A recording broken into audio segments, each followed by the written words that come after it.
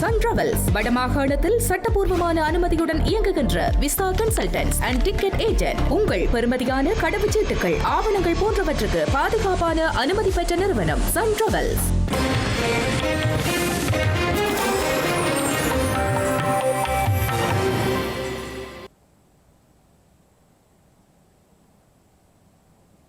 வணக்கம். இது ஐபிசி தமிழின் பிரதான செய்திகள். முதலில் தலைப்புச் செய்திகள். 22வது திருத்தத்திற்கு எதிராக நீதிமன்றம் செல்லும் எதிர்க்கட்சிகள். நாடாளுமன்றில் சமர்ப்பிக்கப்பட்ட நிலையில் நகர்வு. தெற்காசியாவின் பெரிய மனித புதைகுழியாக மாறும் செம்மணி. இன்றும் தொடரும் அகழ்வு பணிகள். கஞ்சிப்பானியின் உறவினர் சுட்டுக் கொலை செய்யப்பட்ட சம்பவம். பெண் உள்ளிட்ட 5 கைது. கர்நாடகாவில் 3 தமிழர்கள் சுட்டுக் கொல்லப்பட்ட விவகாரம். விசாரணை நடத்துமாறு மத்திய புலனாய்வு துறையிடம் கோரிக்கை. ரஷ்யா மீதான தாக்குதல்களுக்கு பயன்படுத்தப்படும் பிரித்தானியாவின் ஆளில்லா கலன்கள். எச்சரிக்கை விடுத்த ரஷ்யா.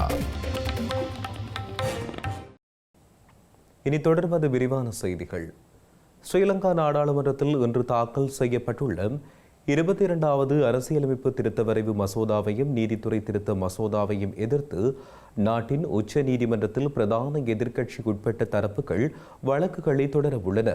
இன்று தாக்கல் செய்யப்பட்டுள்ள இந்த மசோதாவை எதிர்த்து வழக்குகளை தாக்கல் செய்ய 1 வார கால அவகாசம் வழங்கப்படும் நடைமுறை இலங்கையில் உள்ளதால் எதிர்த்தரப்பினர் எந்த நகர்வுகளை எடுக்க உள்ளதாக தெரிவிக்கப்பட்டுள்ளது. எதிர்ப்புகளுக்கு மத்தியிலும் நீதிபதிகளின் ஓய்வு பெறும் வயதை அதிகரிப்பதற்கான 22வது அரசியலமைப்பு திருத்த சட்டமூலத்தை அரசாங்கம் கடந்த 7ஆம் தேதி வர்த்தமானியில் வெளியிட்டிருந்தது. வர்த்தமானி அறிவித்தல் வெளியிடப்பட்டு 1 வாரத்துக்கு பின்னர் 1ஆம் வாசிப்புக்காக நாடாளுமன்றத்தில் சமர்ப்பிக்கப்பட வேண்டும் என்பதுடன் அதன் பின்னர் நீதிமன்றத்தை நாடுவதற்கு 1 வார காலம் அவகாசம் வழங்கப்படும். இந்த நிலையிலேயே 22வது அரசியலமைப்பு திருத்த சட்டமூலம் மற்றும் நீதித்துறை அமைப்புகள் திருத்த சட்டமூலம் ஆகியன இன்று நாடாளுமன்றத்தில் சமர்ப்பிக்கப்பட்டுள்ளன. கொழும்பு கொம்பனி தெருவில் உள்ள பிரபல முருகன் ஆலயத்தில் 2.5 கோடி ரூபாய் பெறுமதியுள்ள கோயில் நகைகளை திருடிய குற்றச்சாட்டில் தலைமறைவாகியுள்ள கோயிலின் தலைமை குருக்களை கைது செய்வதற்கான நடவடிக்கைகள் தொடர்ந்து மேற்கொள்ளப்பட்டு வருகின்றன. கோயில் நகைகளை திருடி அதை அடகு வைத்து அந்த பணத்தில் கொட்டாஞ்சேனை பகுதியில் ஒரு வீடு ஒன்றினை வாங்கியதாகவும் குற்றம் சுமத்தப்பட்டுள்ளது. கொழும்பு கொம்பினி தெரு அருள்மிகு சிவசுப்பிரமணிய சுவாமி கோவிலின் தலைமை அர்ச்சகரான சதீசர குருக்கள் என்பவர் மீது கோவில் நகைகளை திருடிய குற்றச்சாட்டில் கோட்டை நீதிவான் நீதிமன்றம் பயணத்தடை விதித்துள்ளது. குறித்த சந்தேக நபர் இன்னும் கைது செய்யப்படவில்லை என்றும் அவர் காவல்துறை அதிகாரிகளிடமிருந்து தப்பித்து வருவதாகவும் ஸ்ரீலங்கா காவல்துறை தெரிவித்துள்ளது. குறித்த அர்ச்சகர் கோயில் நகைகளை திருடி அதனை அடகு வைத்து அந்த பணத்தை கொண்டு கொட்டாஞ்சேனை புதிய செட்டி தெருவில் ஒரு சொத்தை வாங்கியதாக காவல்துறை குற்றம் சாட்டியுள்ளது. காணாமல் போன கோயில் நகைகளை கண்டறியவும் கூறப்படும் பணத்தில் வாங்கப்பட்ட சொத்தை ஆய்வு செய்யவும் விசாரணைகள் தொடர்கின்றன.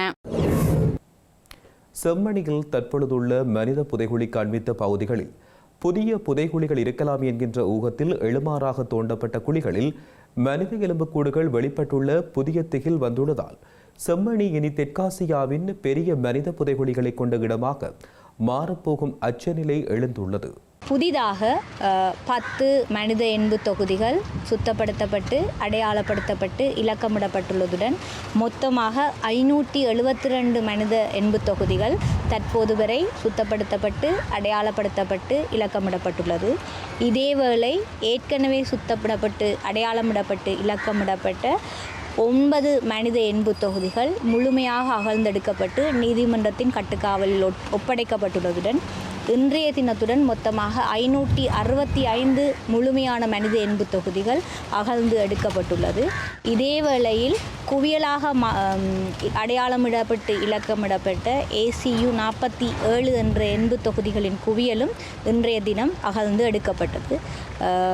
மீண்டும் நாளை இதே மாதிரி காலை 8 மணி முதல் அகழ்வு பணிகள் ஆரம்பமுற்று நடைபெறும். மொத்தமாக 14 சோதனை குழிகள் இதுவரைக்கும் அகழ்ந்து எடுக்கப்பட்டதிலிருந்து 5 சோதனை குழிகளிலிருந்து மாத்திரமே எண்பு தொகுதிகள் வந்து அடையாளம் காணப்படும்.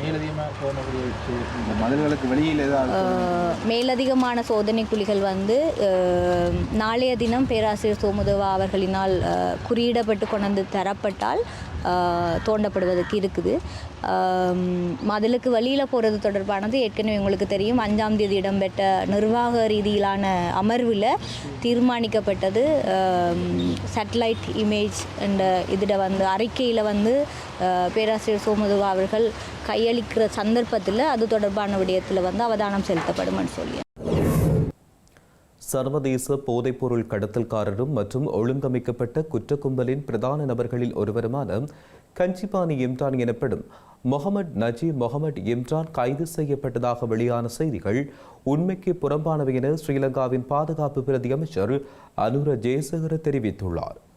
கஞ்சிபானி இம்ரான் இத்தாலியில் வைத்து கைது செய்யப்பட்டுள்ளதாக வெளியான தகவல்கள் தொடர்பில் கருத்து வெளியிட்ட பொழுதே அவர் இதனை கூறியுள்ளார். கஞ்சிபானி இம்ரான் கைது செய்யப்பட்டதாக தன்னை மேல்கோள் காட்டி வெளியிடப்படும் செய்திகளில் உண்மைத்தன்மை எதுவும் இல்லை என்றும் அவரை கைது செய்வதற்குரிய நடவடிக்கைகள் முன்னெடுக்கப்பட்டு வருவதாகவும் ஸ்ரீலங்கா பாதுகாப்பு பிரதியமைச்சர் அனுர ஜெயசேகர தெரிவித்தார். கஞ்சிபானி இம்ரான் கடந்த 2015ஆம் ஆண்டு மார்ச் மாதம் 28ஆம் தேதி போலி கடவுச்சீட்டில் துபாய்க்கு சென்றிருந்தார். துபாய்க்கு சென்ற கஞ்சிபானி இம்ரான் 2016ஆம் ஆண்டு ஜனவரி 26ஆம் தேதி அங்கு வதிவிட நுழைவு விசையை பெற்றுக் கொண்டுள்ளார். இவ்வாறான நிலையில் 2019 ஏப்ரல் 4ஆம் தேதி நாடு கடத்தப்பட்ட நிலையில் 27 சம்பவங்கள் குறித்து விசாரணைக்குட்படுத்தப்பட்ட கஞ்சிபானி இம்ரான் 2022ஆம் ஆண்டு டிசம்பர் மாதம் 20ஆம் தேதி அனைத்து வழக்குகளிலும் கொழும்பு மேலதிக நீதிவானால் பிணையில் விடுவிக்கப்பட்டார். இதனையடுத்து அவர் படகு மூலம் இந்தியாவுக்கு தப்பிச் சென்று பின்னர் அங்கிருந்து ஒவ்வொரு கடவுச்சீட்டுகளின் ஊடாக ஐரோப்பிய நாடொன்றில் தலைமறைவாகியிருப்பதாக காவல்துறையினர் தெரிவிக்கின்றனர். திட்டமிடப்பட்ட குற்றக்குழுவின் உறுப்பினரான கஞ்சிபானி இம்ரானின் நெருங்கிய உறவினர் சுட்டுக் கொலை செய்யப்பட்ட சம்பவம் தொடர்பில் பெண்ணொருவர் உள்ளிட்ட 5 பேர் கைது செய்யப்பட்டுள்ளனர். கொட்டாஞ்சேனை போலீஸ் பிரிவுக்குட்பட்ட மாளிகாவத்தை ஸ்ரீ சங்கராஜ மாவட்டத்தில் கடந்த 10ஆம் தேதி நடத்தப்பட்ட துப்பாக்கிச் சூட்டில் கஞ்சிபானி இம்ரானின் நெருங்கிய உறவினர் ஒருவர் சுட்டுக் கொலை செய்யப்பட்டார். பிரான்சில் தங்கியுள்ள திட்டமிடப்பட்ட குற்றக்குழு உறுப்பினரான குடு அஞ்சு என்பவரே இந்த கொலையை வழிநடத்தியுள்ளதாக காவல்துறையினர் சந்தேகம் வெளியிட்டனர். குறித்த கொலை தொடர்பில் விசாரணைகளை ஆரம்பித்த கொழும்பு வடக்கு குற்றவியல் பிரிவின் அதிகாரிகளுக்கு கிடைத்த தகவலின் அடிப்படையில் இந்த குற்றத்துக்கு உடந்தையாக இருந்தனர் என்ற சந்தேகத்தின் பேரில் நேற்று காலை மற்றும் நண்பகல் வேளையில் இவர்கள் கைது செய்யப்பட்டுள்ளனர். அவர்களில் ஒரு ஆண் சந்தேக நபரும் ஒரு பெண் சந்தேக நபரும் 25 கிராம் 840 மில்லிகிராம் ஐஸ் போதைப்பொருளுடன் கைது செய்யப்பட்டுள்ளனர். ஏனைய 3 சந்தேக நபர்களும் 12 கிராம் 380 மில்லிகிராம் ஐஸ் போதைப்பொருள் மற்றும் குற்றத்திற்காக பயன்படுத்தப்பட்டதாக சந்தேகிக்கப்படும் ஒன்றொலி ஒன்றுடன் கைது செய்யப்பட்டுள்ளனர். அத்துருக்கிரிய கபரகட முல்லேகம பகுதியில் இடம்பெற்ற துப்பாக்கி சூட்டு சம்பவத்திற்கு 2 போதைப்பொருள் கடத்தல் குழுக்களுக்கிடையில் நிலவிய மோதலை காரணம் என காவல்துறையினரின் விசாரணைகளில் தெரிவிக்கப்பட்டுள்ளது. அத்துருக்கிரிய கபரகட முல்லேகம பகுதியில் நேற்றிரவு இடம்பெற்ற துப்பாக்கிச் சூட்டு சம்பவத்தில் 29 வயதான வர்த்தகர் ஒருவர் காயமுற்று கோமாகம ஆதார வைத்தியசாலையில் அனுமதிக்கப்பட்டுள்ளார். ஒன்றுளியில் வந்த இருவரை துப்பாக்கிச் சூட்டை நடத்திவிட்டு தப்பிச் சென்றுள்ளனர். இந்த நிலையில் வெளிநாடொன்றில் தலைமறைவாக உள்ள பாதாள உலக குழு உறுப்பினரான கபரகட கசூன் என்பவரின் உறவினர் ஒருவரை துப்பாக்கிச் சூட்டுக்கு இலக்காகியுள்ளதாக தகவல்கள் தெரிவிக்கின்றன. ஸ்ரீலங்காவின் முன்னாள் சுகாதார அமைச்சர் கெகலிய ராம்புக்வெல வாக்குமூலம் வழங்குவதற்காக லஞ்சம் அல்லது ஊழல் பற்றிய குற்றச்சாட்டுகளை விசாரிக்கும் ஆணைக்குழுவுக்கு சமூகம் அளித்துள்ளார். லஞ்சம் அல்லது ஊழல் ஆணைக்குழு மேற்கொண்டு வரும் விசாரணைகள் தொடர்பில் அவர் வாக்குமூலம் ஒன்றை வழங்குவதற்காக சட்கர நாட்காலியில் சென்றுள்ளதாக தெரிவிக்கப்படுகிறது. ஓமானிலிருந்து இலங்கைக்கு அழைத்து செல்லப்பட்ட சபித்புர சதுகன்ற கங்காநாகமையை திமுது சதுரங்க பெரேரா மேலதிக விசாரணைகளுக்காக கொழும்பு குற்றத்தடுப்பு பிரிவிடம் ஒப்படைக்கப்பட்டுள்ளார். சிறப்பு அறிவிப்பு பிறப்பிக்கப்பட்டு தேடப்பட்டு வந்த 28 வயதுடைய சபிட்டபுர சத்து ஓமானில் கைது செய்யப்பட்டு இன்று காலை இலங்கைக்கு அழைத்து வரப்பட்டார். கனியமுல்ல சஞ்சீவ கொலையின் சந்தேக நபர்களில் ஒருவரான இவர் நாட்டில் இடம்பெற்ற பல்வேறு குற்ற செயல்களோடு தொடர்புடையவர் என்று கூறப்படுகிறது. சமித்புர சத்து 2025ஆம் ஆண்டு மார்ச் மாதம் 22ஆம் தேதி போலி வெளிநாட்டு கடவுச்சீட்டை பயன்படுத்தி ஓமானுக்கு தப்பிச் சென்றிருந்தமையும் குறிப்பிடத்தக்கது. திருகோணமலை மாவட்ட பொது மருத்துவமனையில் அண்மையில் மேற்கொள்ளப்பட்ட சத்திர சிகிச்சையின் பொழுது அகற்றப்பட்டிருந்த கல் உலகின் மிகப்பெரிய சிறுநீரக கற்களில் ஒன்றாக இருக்கக்கூடும் என்று சத்திர சிகிச்சையினை மேற்கொண்ட மருத்துவ குழாம் தெரிவித்துள்ளது. திருகோணமலை பொது மருத்துவமனையில் மேற்கொள்ளப்பட்டிருந்த விசேட சத்திர சிகிச்சை ஒன்றின் பொழுது 52 வயதுடைய நபரின் சிறுநீரகத்திலிருந்து 3.1 கிலோகிராம் நிறை கொண்ட கல் ஒன்று அகற்றப்பட்டது. இந்த சத்திர சிகிச்சை திருகோணமலை பொது மருத்துவமனையின் சிறுநீரக சத்திர சிகிச்சை விசேட வைத்திய நிபுணர் வைத்தியர் பிரகாஷன் பாலகிருஷ்ணன் தலைமையில் மேற்கொள்ளப்பட்டது. 21 சென்டிமீட்டர் நீளமும் 3 கிலோ 100 கிராம் நிறை கொண்ட இந்த கல் நோயாளி நீண்ட காலமாக சிறுநீர் கழிப்பதில் சிரமத்தை எதிர்கொண்ட நிலையில் மேற்கொள்ளப்பட்ட மருத்துவ பரிசோதனையின் பொழுது கண்டறியப்பட்டுள்ளதாக மருத்துவர்கள் தெரிவித்தனர். பரிசோதனைகளின் அடிப்படையில் நோயாளிக்கு உடனடியாக சத்திர சிகிச்சை மேற்கொள்ள தீர்மானிக்கப்பட்டதுடன் சிக்கலான இந்த அறுவை சிகிச்சை வெற்றிகரமாக நிறைவடைந்துள்ளதாக மருத்துவ குழு தெரிவித்துள்ளது. இதற்கு முன்னர் உலகின் மிகப்பெரிய சிறுநீரக கல்லாக 2003ஆம் ஆண்டு பிரேசிலில் அகற்றப்பட்டு 1.9 கிலோகிராம் நிறை கொண்ட கல் பதிவாகியிருந்தது. அதை தாண்டி திருகோணமலையில் அகற்றப்பட்ட கல் 3 கிலோகிராம் 100 கிராமாக பதிவாகியுள்ள நிலையில் உலக சாதனை புத்தக அங்கீகாரம் குறித்து அதிகாரப்பூர்வ சரிபார்ப்பு மற்றும்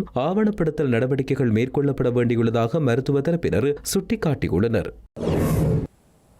கர்நாடகாவில் 3 தமிழர்கள் சுட்டுக் கொல்லப்பட்டது சம்பவம் தொடர்பில் சிறப்பு கவனஈர்ப்பு தீர்மானத்தை திமுக சட்டமன்ற உறுப்பினர் மனோஜ் பாண்டியன் முன்வைத்துள்ளார். கர்நாடகாவில் 3 தமிழர்கள் சுட்டுக் கொல்லப்பட்ட சம்பவம் பெரும் சர்ச்சையினை ஏற்படுத்திய நிலையில் தமிழக முதல்வர் உள்ளிட்ட பலரும் கண்டனம் வெளியிட்டுள்ளனர். இந்த நிலையில் சிறப்பு கவனஈர்ப்பு தீர்மானத்தை திமுக சட்டமன்ற உறுப்பினர் மனோஜ் பாண்டியன் முன்வைத்துள்ளார். இந்த தீர்மானம் தொடர்பில் கருத்து வெளியிட்ட காங்கிரஸ் கட்சி மற்றும் இந்திய கம்யூனிஸ்ட் சட்டமன்ற உறுப்பினர்கள் தமிழர்களின் உயிரை துப்பாக்கிக் குண்டுகள் தீர்மானிக்க கூடாது என்றும் தெரிவித்தனர். இது தொடர்பாக மத்திய புலனாய்வுத்துறை விசாரணை மேற்கொள்ள கர்நாடக அரசுக்கு தமிழக அரசும் முதலமைச்சரும் அழுத்தம் கொடுக்க வேண்டும் என்றும் வலியுறுத்தியுள்ளனர். ரஷ்யா மீது உக்ரைன் ஆளில்லா விமான தாக்குதல்களை தீவிரப்படுத்தியுள்ள நிலையில் அந்த தாக்குதல்களுக்கு பிரித்தானியாவில் தயாரிக்கப்பட்டு ஆளில்லா விமானங்கள் பயன்படுத்தப்பட்டுள்ளமை கண்டறியப்பட்டுள்ளது. ரஷ்யா மீது உக்ரைன் தாக்குதல்களை மேற்கொள்வதற்கு பிரித்தானியா ஒத்துழைப்பதாக ரஷ்யா குற்றம் சுமத்தியுள்ளது. இதன் மூலம் பிரித்தானியா குற்றங்கள் மற்றும் பயங்கரவாத தாக்குதல்களுக்கு உடந்தையாகவும் கூட்டு குற்றவாளியாகவும் செயல்படுகிறது என பிரித்தானியாவுக்கான ரஷ்ய தூதரகம் தெரிவித்துள்ளது. லண்டனில் இந்த நடவடிக்கைகள் தவிர்க்க முடியாத விளைவுகளை ஏற்படுத்தும் என்றும் அதற்கு பதிலளிக்க வேண்டியிருக்கும் என்றும் எச்சரிக்கை விடுக்கப்பட்டுள்ளது. செய்திகளின் நிறைவாக இனி மீண்டும் தலைப்புச் செய்திகள். 22வது திருத்தத்திற்கு எதிராக நீதிமன்றம் செல்லும் எதிர்க்கட்சிகள் நாடாளுமன்றில் சமர்ப்பிக்கப்பட்ட நிலையில் நகர்வு. தெற்காசியாவின் பெரிய மனித புதைகுழியாக மாறும் செம்மணி இன்றும் தொடரும் அகழ்வு பணிகள். கஞ்சிப்பானியின் உறவினர் சுட்டுக் கொலை செய்யப்பட்ட சம்பவம், பெண் உள்ளிட்ட 5 கைது. கர்நாடகாவில் 3 தமிழர்கள் சுட்டுக் கொல்லப்பட்ட விவகாரம் விசாரணை நடத்துமாறு மத்திய புலனாய்வு துறையிடம் கோரிக்கை. ரஷ்யா மீதான தாக்குதல்களுக்கு பயன்படுத்தப்படும் பிரித்தானியாவின் ஆளில்லா கலன்கள் எச்சரிக்கை விடுத்த ரஷ்யா. இத்துடன் ஐபிசி தமிழின் பிரதான செய்திகள் நிறைவடைகின்றன.